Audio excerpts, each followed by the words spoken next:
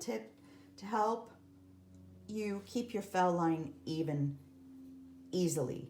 Now you're still going to want to hold your heddle in a way that keeps you balanced, and you're still going to want to sit square to the loom and, you know, watch your tension and try and keep your beat even and all that stuff.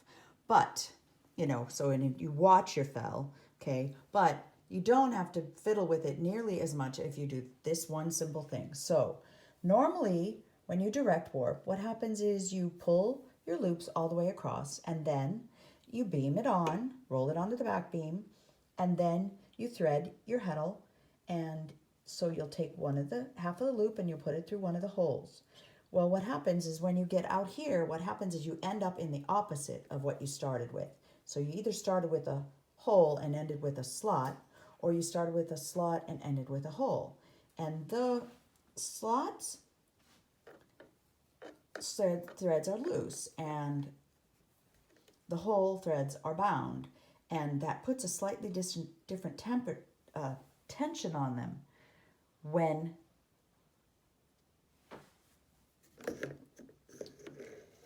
you're weaving.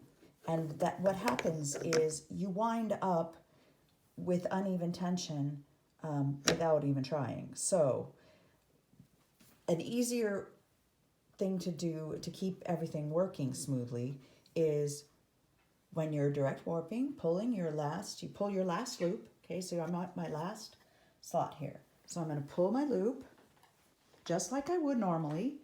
And when I get out here, to my peg, I got to make sure, hold on a second, I got to make sure that I got this right because I've already flubbed this video so many times. Okay, so what it happens is when you get out here, you're going to make sure that you have the right side, and you're going to cut the loop and just tie it right here. Okay. And then you're going to go back and just going to pull that back out. Ta-da. Right? So when you're done and you've rolled this all back on the back, you're going to start with a hole. Okay, so you're going to start to your left and put this through a hole and go across, and you'll end here with your last loop of 2 in your slots, and it'll be through the hole, and then you'll automatically have a slot thread at the end. So you'll start with a slot because you're going to the left, okay, and they'll end with a slot. And it makes a world of difference. Try it out. Also, I might have given you the false sense that you have to start in a slot and end in a slot. That is not true at all. You can also start in a hole and end in a hole. So the difference for that would be you would start your warp the very same and warp all the way across. You would still pull a loop here, okay? And then if you warp, you could warp to the right.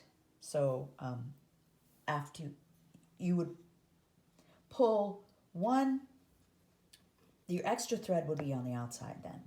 See? Okay?